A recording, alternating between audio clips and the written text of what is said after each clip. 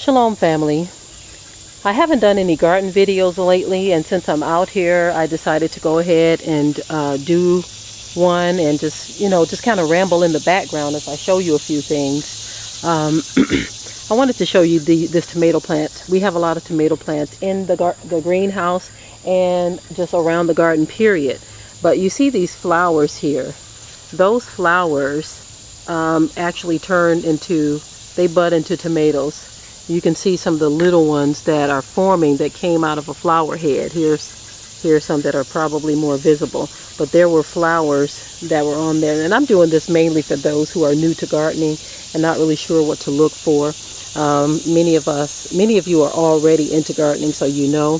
But all of these flowers, they turn into tomatoes.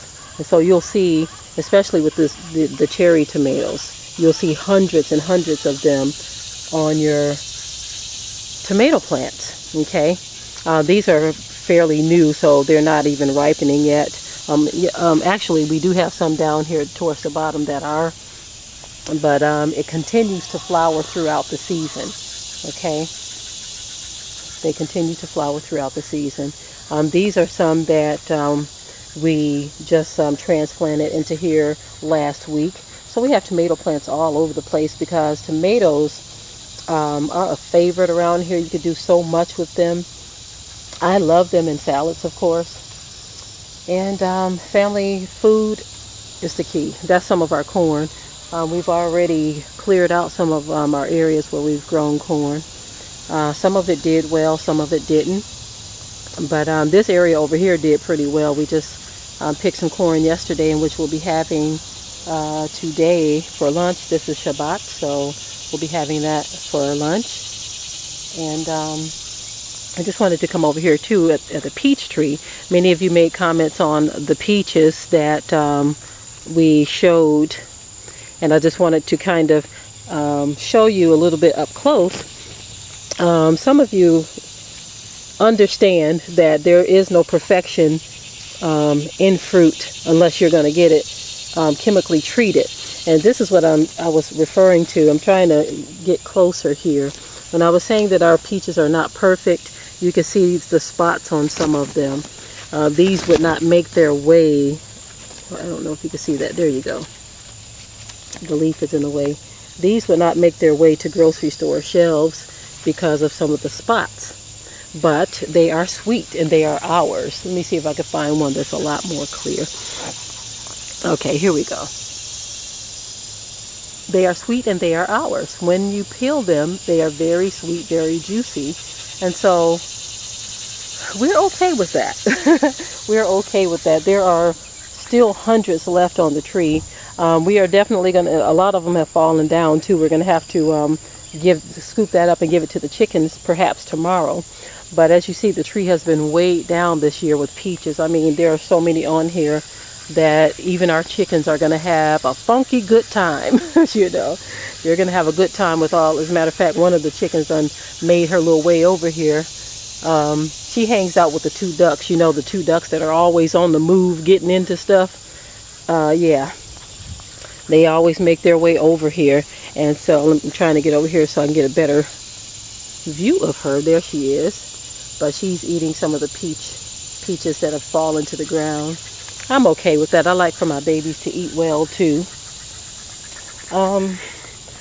It's time, family. It's time for us to do all that we can to take care of ourselves. Okay. We have a lot of green beans still growing out here. We just pick them as we need them. As they're growing big enough, we pick them off and we'll either put it in some soup. If it's enough, we'll just make a casserole. A few weeks ago, we had a casserole, and we've been putting them in various soups and things of that nature. So there's a lot you can do with green beans.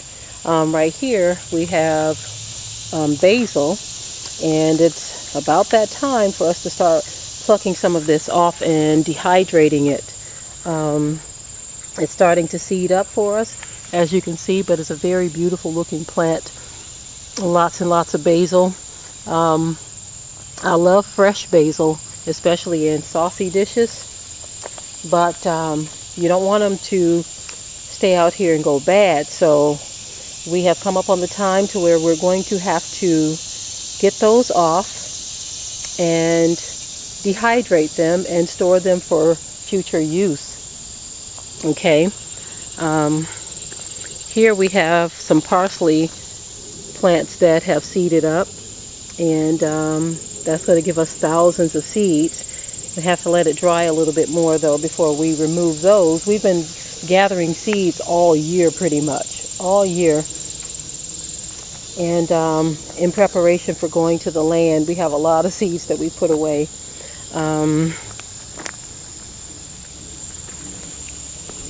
Haven't been as active in the garden this year. There's some lettuce that came up. You know, lettuce, if you let it sit too long in a bed, those seeds will drop and you'll see more coming up that needs to be de-weeded. What we're trying now, as you see in these beds here, we're going to be using a mulching and wood chipping method. These we've actually cleared out because we're going to use seeds. We're going to transplant seeds that we've put inside of these little things you see here. We're going to transplant them down into the mulch and when I say mulch, it's soil underneath. The mulch is on top. We're going to use this to help keep the weeds out. So that's what you see here. We just started a few days ago, and it's going to take a bit of time. What else?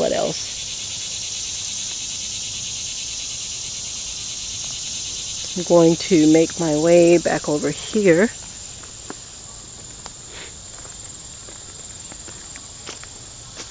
Like I said, there's lots and lots of work out here to do. We've been just kind of all busy all over the place, working at the land and working here, trying to get ourselves ready to make that transition.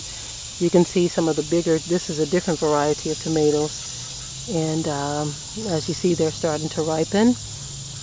We start all of our tomatoes from seed. We don't buy the plants. We buy seeds, and we save seeds, and we like to grow our tomatoes from seed. This is a lot of perilla mint right here.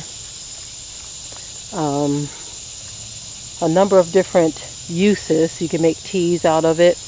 And my daughter Sophia, when I was having carpal tunnel in my right wrist and hand, she did some research, and it was determined that the tea that you make from this perilla mint actually helps your joints if you have carpal tunnel. And so that was a neat thing to find out, and to be able to drink some of that tea to help with that. I haven't had any issues with it in a few weeks, which is good. I'm grateful for that.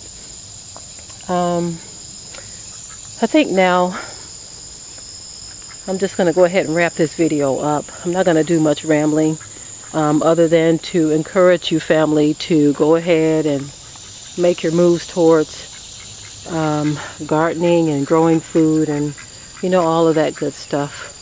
It's time.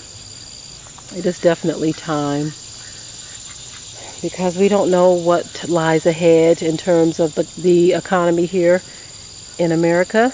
We don't know what lies ahead. We don't want to sit back and wait and find out the hard way either.